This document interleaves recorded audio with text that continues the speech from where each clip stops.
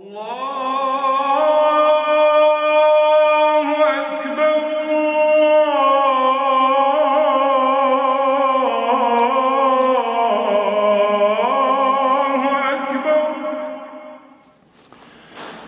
عليكم ورحمة الله وبركاته. الحمد لله الذي شرع لنا الأذان نداء يرفع في الأرجاء للكل والإخوان، فكان نداء للتوحيد ودعوة للصلاة وعبادة الله الواحد الديان. أشهد أن لا إله إلا الله وحده لا شريك له، له الملك وله الحمد في كل الأزمان، وأشهد أن نبينا وحبيبنا وشفيعنا محمد رسول الله، إمام المرسلين وخاتم النبيين وصفوة خلق الله أجمعين. نشهد بأنه بلغ الرسالة وأدى الأمانة ونصح الأمة وكشف الله به الغمة وجاهد في الله حق الجهاد حتى أتاه اليقين، فصلوات الله وسلامه عليه وعلى آله وصحابته والداعين بدعوته والعاملين بسنته بإحسان إلى يوم الدين وبعد. Gjithë falënderimet dhe lavdrimet I takojnë Allahut Gjelle Gjelaluhu, vetëm ato e falenderojmë dhe vetëm prej Tij ndihmë dhe falje kërkojmë, kurse salavatet dhe selamet nga thellësia e zemrës tonë ja dërgojmë të dashmurit tonë Muhammedit sallallahu alaihi wasallam, familjes së tij, shokëve të tij dhe gjithë ata të cilët pasojnë rrugën e tyre me të mirë deri në ditën e gjykimit.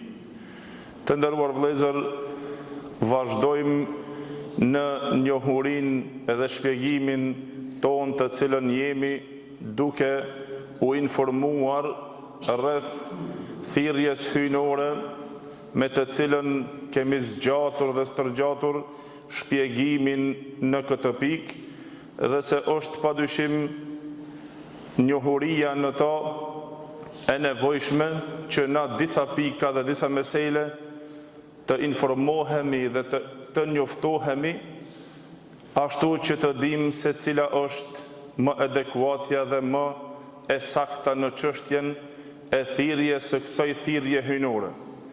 Dhe se padyshim vazhdojmë që të shpjegojmë në disa rregulla dhe në disa dispozita të cilat I përkasin në çështjen e dukjes dhe qëndërimit të atij I cili e thirr ezanin dhe ikametin, kur na vetëm shpjeguam dhe folëm për disa rregulla të jo të zakonta të cilat ndodhin gjatë thirrjes së ezanit dhe ikametit. E veçanërisht ato rregulla dhe dispozitat nëse muezini është apo ai që e thirr ezanin është duke ecur, nëse është udhëtar, nëse nuk është udhëtar, e kështu me radhë cekëm prej këtyre temave në dersin e kaluar, siç dhe ngel që na të informohemi sot me dispozitën që I përket thirrjes së ezanit apo atij I cili e thirr ikametin, si qëndron ky rregull dhe si qëndron dispozita e atij I cili e thirr ezanin duke ecur dhe atij I cili e thirr ikametin duke ecur.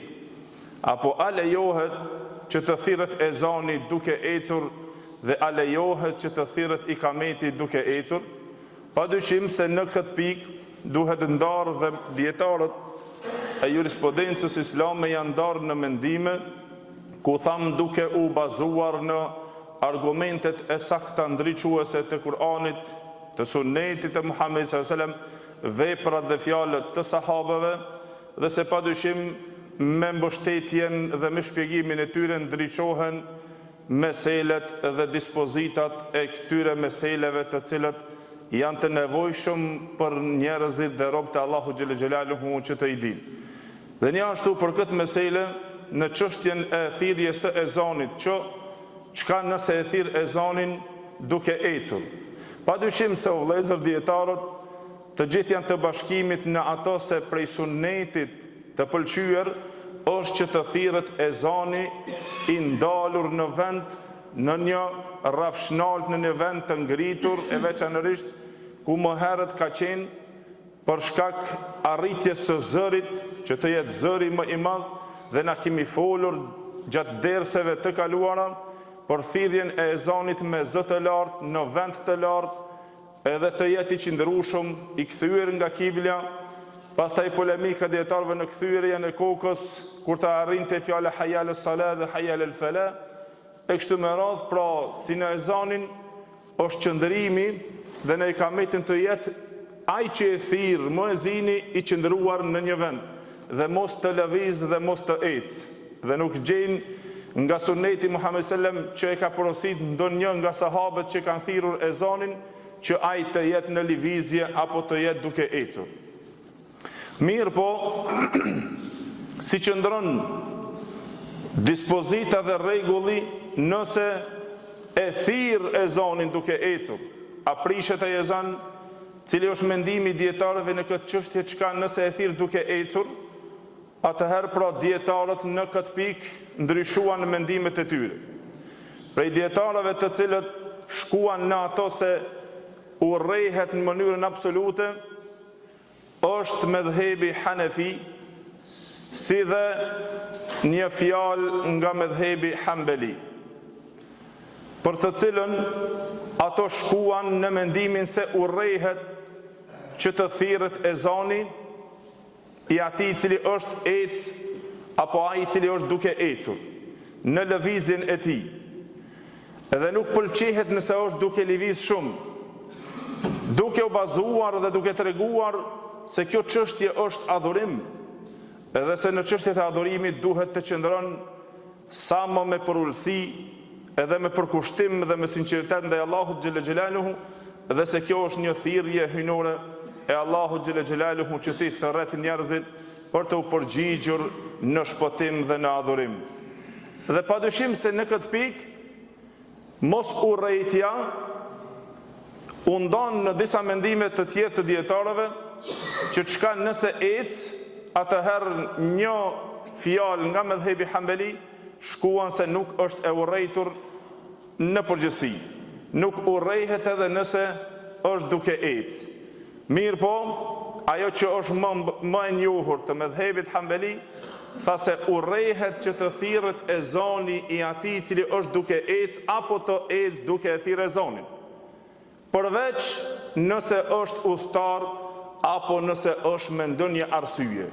Nëse ka ndonjë justifikim, atëherë në këtë pikë thanë nuk urrehet, se ka ndonjë arsye. Mirë po, disa nga medhebi Shafi'i o vëllezër e zgjedhën mendimin duke u zgjeruar pak edhe duke e treguar më mirë dhe thanë lejohet me kusht që ai të ecë nëse ecë në thirrjen e ezanit, ndoshta ndonjëherë ndodh për të arritur zërit e të tjerët, tha mirë po me kusht, tha që ta ndëgjon fundin e ezanit ai që e kanë dëgjuar fillimin e ezanit. Si është e mundur kjo? Pra nëse ka filluar ezanin ta thirrë me një vend ose me një xhami që ka shumë njerëz, ndoshta nuk arrin, në një vend nuk arrin zëri i madh i ezanit, tha me kusht që ta ndëgjon fundin e ezanit, kur të mbaron ezani, përfundimi i ezanit, tha ai që e kanë dëgjuar fillimin e ezanit. Pra ai që e ndëgjon nisjen të arrin mund të ecë të largohet derisa ky i fillimit ta ndëgjon mbarimin. Kështu pra zgodhën disa nga medhebi Shafi'i. E kurse në përgjithësi, nëse ecë shumë, Ibn Hamid nga medhebi Hanbali thanë, nëse ecë shumë në lëvizjen e ezanit, tha prishit ezanit dhe duhet përsëritur edhe një herë. Pro çështja qëndron se normal më e mira është të qëndrohet ashtu sikur që është e njohur në sunnetin e Muhamedit sallallahu alaihi wasallam dhe të sahabeve të tij, që mos të levrit dhe mos të ecë dhe një ashtu të qëndrohet në këtë pikë. Pra nëse ecë dihet se pra prej fjalëve, prej medhebeve të cilët shkuan në ato se urrehet në mënyrën absolute të lëviz dhe të ecë ai që e thirr ezanin, por nëse ecë dhe ndodh dhe nuk i ka ditë, inshallah ezani është në rregull. Pra me këta e kuptojmë se këto çështje janë të mëdhaja dhe mu përat janë detyruar dietarët për të na i shpjeguar këto çështje dhe neve. Dhe mu për atë vëllezër, vijon pastaj dispozita dhe rregulla se si qëndron e thirrjes së ikametit, dhe kjo ndodh shumë te na te muezinat, thirrja e ikametit duke ecur, apo a lejohet që të thirret ikameti duke ecur. Të gjithë dietarët janë të bashkimit ku thamë se çdo herë te çështja e ikametit kanë ndryshuar mendimet e tyre, janë të pajtimit se është mustahab dhe e pëlqyer që në thirrjen e ikametit, ai që e thërret ikametin të qëndron në vendin e tij ku e thërret ikametin, mos të livrit dhe mos të ecë, dhe se kjo është mustahab dhe është e pëlqyer, edhe theksojnë këtë mendim dhe këtë çështje si mezhebi Hanefi, mezhebi Shafi'i dhe mezhebi Hanbali, që pëlqehet të qëndron ai që e thirr ikametin në vendin e tij.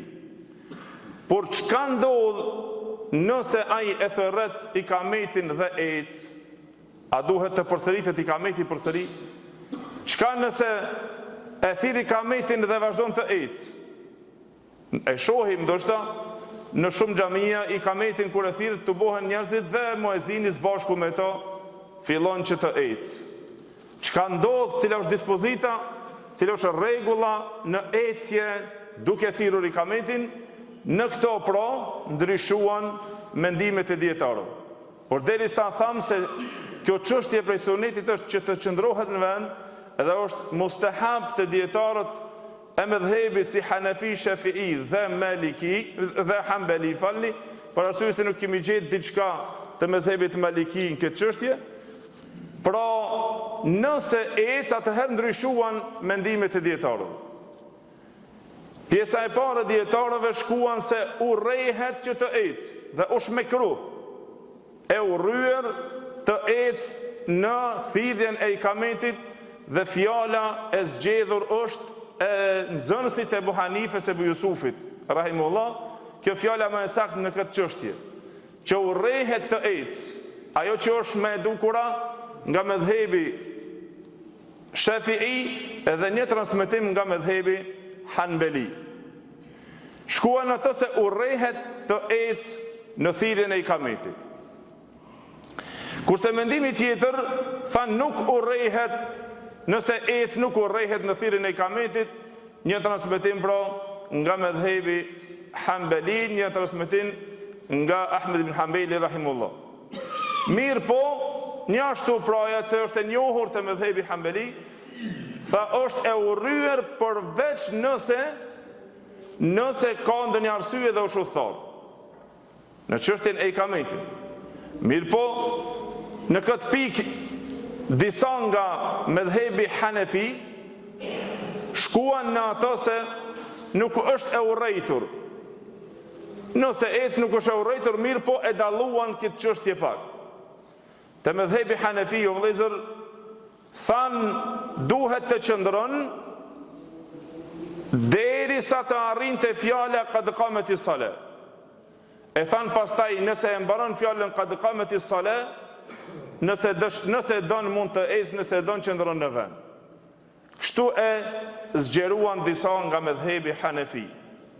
Mirë po padyshim se është e njohur që nuk prishet ikameti inshallah nëse ka ecë, mirë po ato të cilën dietarët kanë në pajtimin se më e mira është që të qëndron në vendin e tij ai që e thirr ikametin. Edhe nëse ecë dhe nuk i ka ditur, inshallah nuk është problem, mirë po më e mira dhe e pëlqyera nga mëdhëbi Hanefi, Shafi'i dhe Hanbali është të qëndron në vendin e tij ai që e thirr ikametin. Por këto janë disa dispozita të shkurta me të cilët na duhet informuar së paku që të i dim disa mesele, për arsye se ndodhim që e bëjmë ndonjë vepër e veçanërisht në çështjen e thirrjes së izanit dhe të ikametit, por nuk e dim se si qëndron rregulli dhe dispozita në ta.